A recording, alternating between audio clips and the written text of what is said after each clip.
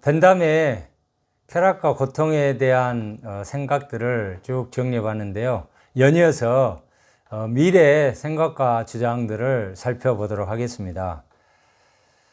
쾌락의 양과 질의 문제에 있어서 밀은 벤담과 아주 다른 생각을 했는데요. 먼저 밀은 쾌락이 그 가치 결정의 중요한 요소라는 점을 부정하지는 않습니다. 그렇지만 밀은 쾌락의 양적인 측면보다는 질적인 측면에, 육체적인 쾌락보다는 정신적 쾌락에 주목을 하고 있죠. 이 지점이 우리가 벤담의 공리주의를 양적 공리주의, 밀의 공리주의를 질적 공리주의라고 이렇게 가르는 그런 구분선이 되겠습니다. 우리가 밀의 생각과 주장을 쉽게 그리고 직접 이렇게 파악해 보기 위해서 관련 텍스트, 공리주의의 관련 부분을 함께 인용해 보도록 하겠습니다. 다소 길지만 이렇게 좀 집중해서 볼 필요가 있겠습니다. 자, 대부분의 공리주의 이론가들은 정신적 쾌락이 내적인 본질에서는 몰라도 항구성, 안전성, 비용 등의 주변적 장점에서 육체적 쾌락보다 한결 더 우월하다고 주장해 왔습니다.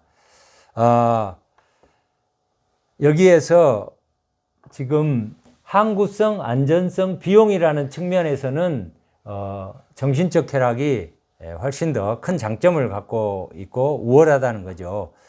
자, 어떤 종류의 쾌락이 다른 것보다 더 바람직하다고 하고 가치 있다고 이렇게 우리가 인정한다고 해서 공리주의의 원리와 어긋나는 것은 아니다. 모순되는 것은 아니라고 하는 거죠. 우리가 다른 것을 평가할 때는 양뿐만 아니라 질을 고려하면서 쾌락에 대해 평가할 때는 오직 양만 따져야 한다고 말한다면 설득력이 있는 이야기는 아니라고 하는 거죠. 자, 여기서 방금 우리가 지적했던 것처럼 정신적 쾌락이라고 하는 것은 비용 측면에서, 안전성 측면에서, 또 오랫동안 지속되는 그런 항구적인 측면에서 장점도 있다는 거죠. 물론 내적 본질에 있어서는 모든 공리주의자의 주장 동의하지 않겠지만 그렇다는 거죠.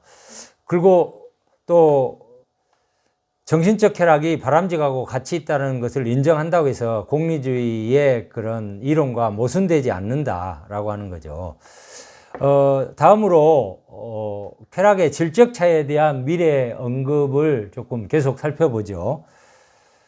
쾌락의 질적 차이가 무슨 뜻이냐, 또 양이 더 많다는 것을 제외하고 어떤 쾌락을 다른 쾌락보다 더 가치 있게 하는 것이 무엇이냐고 우리가 질문해 본다면 이에 대한 대답은 하나뿐이라고 하는 거죠.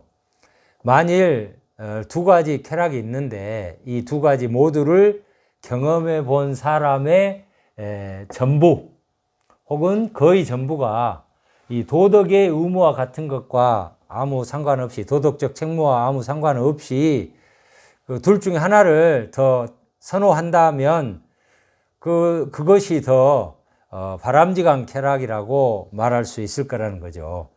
자, 어떤 쾌락이 질적으로 높은가, 어떤 쾌락이 더 가치 있는가, 이러한 어떤 질문에 대해 밀은 매우 분명한 어떤 관점을 우리에게 제시하죠. 두 쾌락을 경험한 사람, 그리고 그러한 어떤 경험한 사람 전부가 어떤 도덕적인 어떤 의무나 책무 이런 것과 무관하게 선호하는 것이 더 바람직한 쾌락이라는 거죠. 미래 설명을 조금 더 들어봐야 될 것 같은데요. 두 가지 쾌락에 대해서 확실하게 잘 아는 사람이 그 쾌락의 양의 많고 적음, 또 쾌락에 따르는 어떤 엄청난 불만족이 또 이제 쾌락의 양이 적을 때 따를 수 있다는 것을 알면서도 비록 쾌락의 양이 적더라도 어떤 하나를 더 원한다면 우리는 그렇게 더욱 선호되는 즐거움이 그 양의 많고 적음을 아주 사소한 것으로 만들 정도로 질적으로 훨씬 우월하다고 규정해도 될 거라고 하는 거죠. 두 가지 쾌락에 대해 똑같이 잘 알고 그 둘을 똑같이 음미하고 즐기는 사람들이 자신의 보다 높은 능력이 동원돼야 되는 특정한 삶의 방식을 훨씬 더 선호한다라고 하는 것은 부정하고 부인할 수 없는 사실이라고 하는 거죠. 미래 생각은 이렇습니다. 다양한 쾌락을 경험해 본 사람이라면 쾌락의 양과 무관하게 질적으로 우월한 쾌락이 무엇인지, 그리고 그러한 우월한 쾌락을 불만이 있고 또 쾌락의 양이 적더라도 선호할 거라고 하는 거죠. 자, 또한 중요한 지적은 높은 수준의 쾌락을 얻기 위해서는 높은 수준의 능력이 전제되고 필요하다는 거죠. 그래서 높은 수준의 삶의 방식을 더 선호할 거라는 거죠. 우리가 상식적으로 알고 있는 것처럼 좀 더 높은 수준의 생존의 방식, 더 좋은 어떤 삶의 방식, 그런 것을 우리는 끊임없이 추구하잖아요. 이와 관련해서 미래에 결정적인 언급이 나와 있는 대목을 살펴보도록 하지요. 자, 짐승이 누리는 쾌락을 마음껏 즐기게 해준다고 해서 우리가 짐승이 되거나 하급 동물이 되겠다는 사람은 없을 것이죠.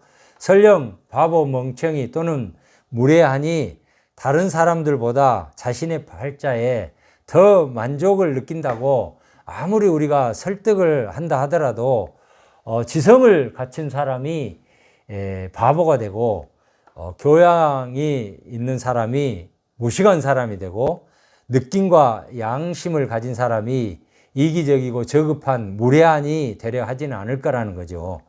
자, 정말 유명한 대목이죠. 결국은 만족해하는 돼지보다 불만족스러워하는 인간이 되는 것이 더 낫다. 만족해하는 바보보다 불만을 느끼는 소크라테스가 더 나은 것이다. 이 유명한 구절 우리가 한 번쯤 들어봤죠. 밀은 여기서 두 집단을 비교해서 설명을 하고 있죠. 한편으로는 어떤 짐승, 하급 동물, 바보, 멍청이, 무례한, 만족해하는 돼지, 그리고 다른 한편으로는 지성을 갖춘 사람, 교양 있는 사람, 감정과 느낌을 가진 사람, 양심을 가진 사람, 불만족스러워하는 인간, 불만을 느끼는 소크라테스. 자, 이 두 대조 그룹, 대비 속에서 미래의 생각과 주장이 무엇인지 잘 이렇게 드러나죠.